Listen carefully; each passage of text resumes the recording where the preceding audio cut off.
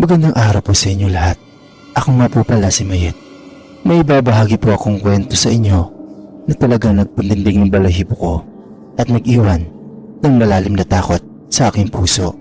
Ito'y tungkol sa isang misteryosong lugar na maraming Pilipino ang narinig na, ngunit di ilan lamang ang tunay na nakaranas.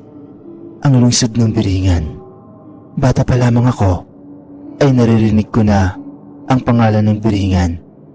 Ang sabi ng mga matatanda, ito raw ay isang mahiwagang lungsod na hindi matatagpuan sa mga mapa. Isang lugar kung saan naninirahan ng mga nilalang na hindi kagaya natin, ang mga engkanto. Ngunit hindi ito mga mababait na engkanto. Ang mga kwentong tungkol sa Biringan ay puno ng mga kababalaghan, mga misteryosong pagkawala at minsan ng mga taong bumabalik na tila wala na sa kanilang tamang pag-iisip. Ang kwentong ito ay hindi isang simpleng alamat lamang. Nangyari ito sa akin at hanggang ngayon hindi ko pa makakalimutan ang bawat detalye ng karanasang iyon. Noong taong 2003, isang taon na hindi ko malilimutan.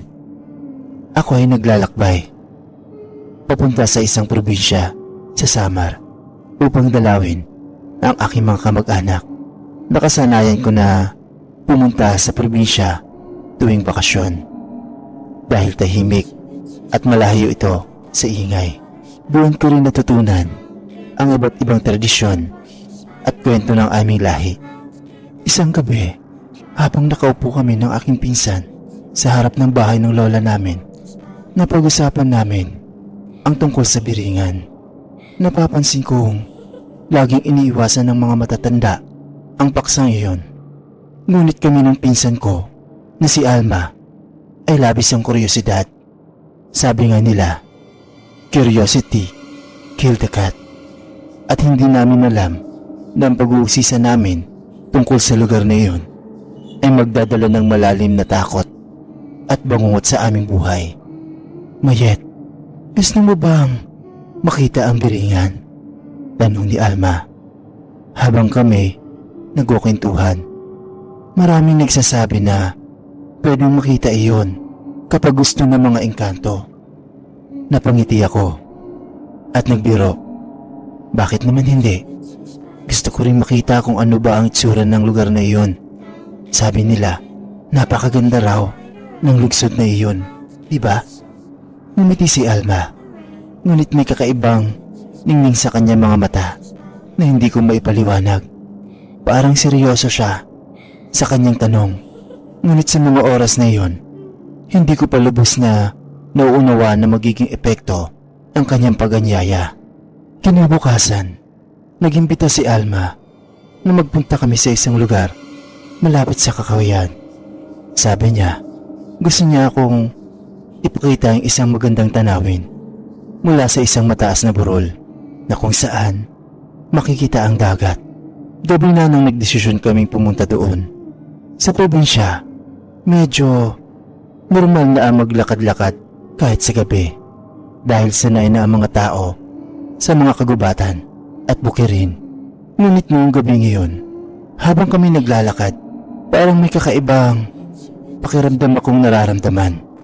Ang init ng hangin ay biglang naging malamig at ang paligid ay tila naging mas tahimik kaysa dati.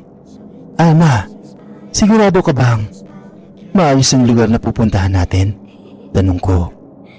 Habang humahakbang sa madilim na landas, tanging liwanag lamang ng buwan ang nagbibigay gabay sa amin. Oo, Mayet. Maganda rito. Promise, hindi ka magsisisi. Tugon niya. Ngunit may kakaiba sa kanyang boses. Parang hindi siya si Alma na kilala ko. Pagdating namin sa burol, napatigil ako sa aking nakita. Sa harap namin ay hindi lang isang simpleng tanawin ng dagat. Sa halip, ang buong tanawin ay tila kumikislap. Sa kabila ng kakahuyan, may nakita akong liwanag. Isang maliwanag na lungsod na tila napakalapit. Ngunit hindi ko alam kung paano ito makikita sa mga normal na araw. Ano yan, Alma? Tanong ko.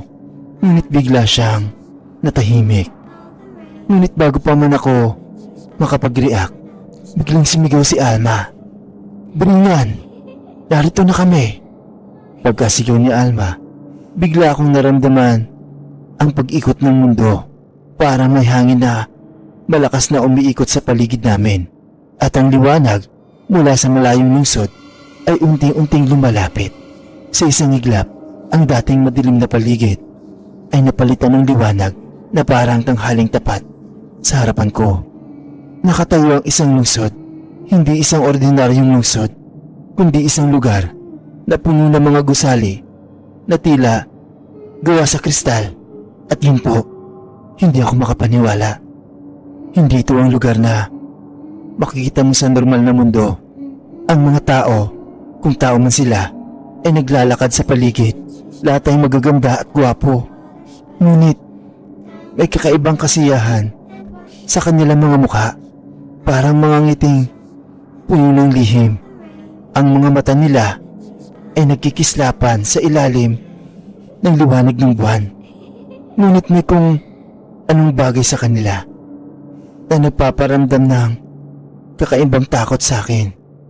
Mayet, ito na ang biringan, sabi ni Alma, na ngayon ay tila iba na ang itsura. Ang kanyang mga mata ay kumikislap at tila masyadong maliwanag.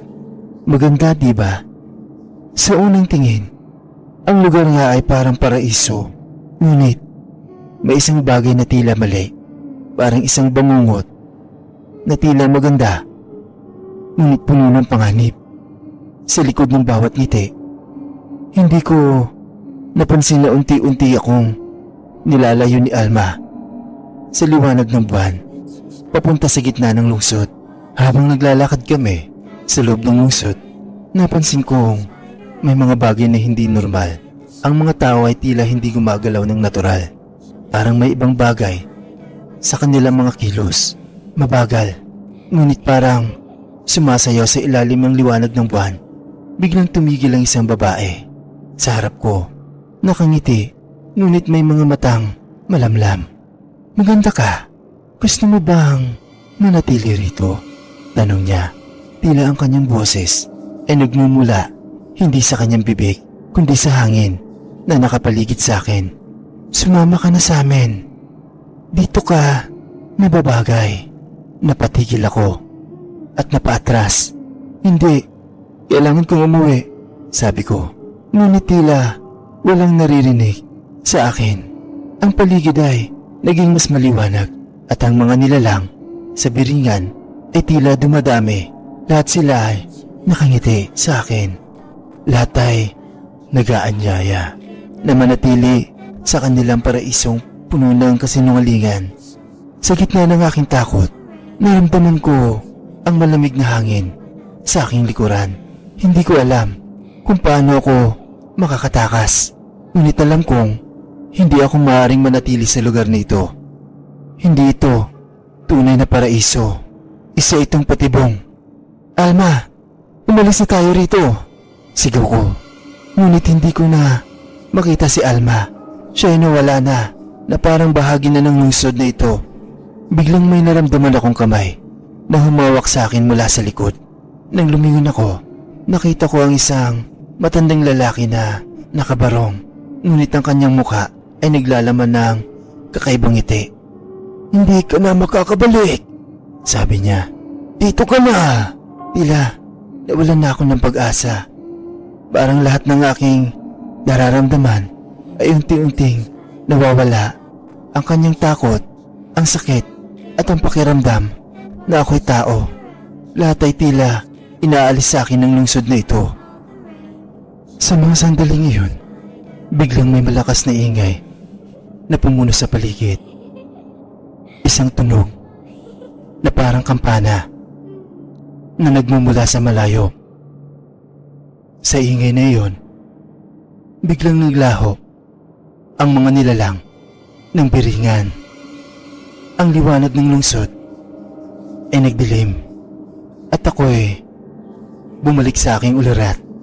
Nakita ko si Alma sa malayo. Tila wala sa kanyang sarili, ngunit gising na. Nagmamadali akong tumakbo papalayo, papunta sa direksyon ng burol kung saan kami nagmula.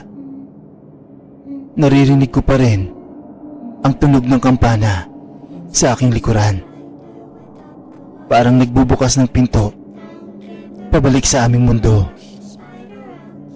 Nang marating ko ang burol, nakita ko ang kakahuyan sa malayo. At sa wakas, nakabalik ako sa lugar kung saan nagsimula ang lahat. Pagbalik namin sa baryo, tila walang nagbago.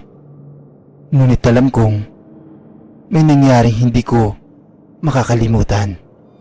Si Alma, kahit gising na, ay tila may iba ng anyo.